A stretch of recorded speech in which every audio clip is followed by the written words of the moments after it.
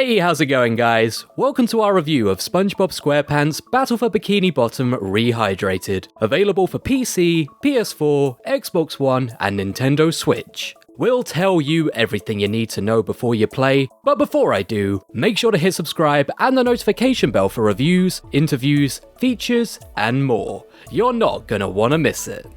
2003's SpongeBob SquarePants Battle for Bikini Bottom was one of the most underrated platformers of the decade, garnering a cult following and in more recent times, becoming a staple of the speedrunning community. In classic SpongeBob fashion, you have to thwart the schemes of the devious Plankton, who's created his own robot army using a device called the Duplicatortron 3000. Now, I can remember spending many an evening in front of my crappy, second-hand CRT TV, catching jellyfish and trying to boundary break before being dragged back to the playing area by that weird floating hand thingy.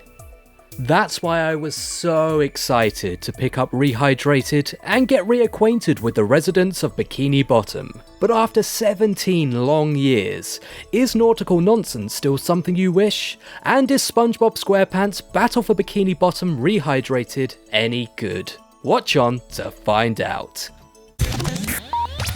Firstly, it's great to see that THQ Nordic have translated the style of the game really well. Each stage pops with saturated colour, similar to the iconic levels of Spyro. Couple this with a nostalgic slide guitar soundtrack and little details like SpongeBob's shoes squeaking as he walks, and it really feels like you're playing through an episode of the show. Even your health is measured by how many pairs of underpants SpongeBob has left, leading to many hilarious quips, especially if you're playing as a different character. The gameplay is largely unchanged, which is both a positive and a negative. At first glance, it's your typical platforming affair, where you have enemies to swipe, lots of doohickeys to collect, and new areas to unlock. Mind you, there's plenty of variety when it comes to mission objectives and the different maps. The areas of Bikini Bottom, Goo Lagoon, Chum Bucket, Rock Bottom, Tree Dome, and the Jellyfish Fields all look incredible, but I'm not 100% sure I'm emotionally ready to work my way through Jellyfish Fields yet again. Boy, that level's tough.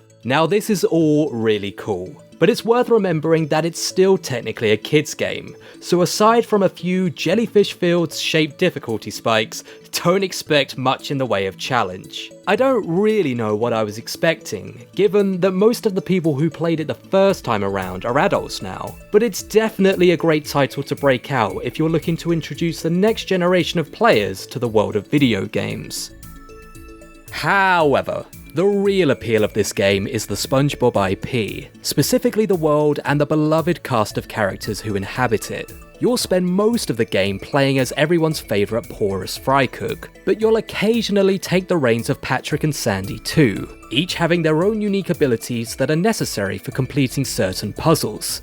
As I said before, each world is stunningly beautiful, and the little Easter eggs that litter each stage reminded me of jokes from episodes of the show I haven't watched in a decade, if not more. But for those of you who 100%ed the original game, there's still new things for you to discover. The remaster includes cut content that didn't make the 2003 release, including a boss battle with Robo Squidward. But my personal favourite revived segment is Patrick's delicious looking dream sequence. Man, they make food look good in this game. But arguably more exciting is the brand new multiplayer horde mode. Here you'll attempt to fight against the aforementioned Robo Squidward in pairs, playing as one of 7 iconic characters, each with their own unique abilities. The fact you can play locally as well as online makes it a great party game, and I can see this being the best way of enjoying it. I have to admit, I haven't had much of a chance to play multiplayer yet, so please let me know what you think of it in the comments below. To wrap up, SpongeBob SquarePants Battle for Bikini Bottom Rehydrated is a welcome return of a beloved franchise, and a worthy remake of the best SpongeBob game ever made. THQ Nordic have done a great job in making some of the most vibrant, beautiful levels ever found in a platformer, and there's enough variety to keep you from ever getting bored. Sure, It might not be that challenging, but that doesn't mean it's not entertaining. It's dripping with all the charm that made the show iconic, and that alone makes it worth playing for gamers of any age. But what did you think of SpongeBob SquarePants Battle for Bikini Bottom Rehydrated? Let us know in the comments below, and don't forget to like, share and subscribe for more videos every single week. See you next time!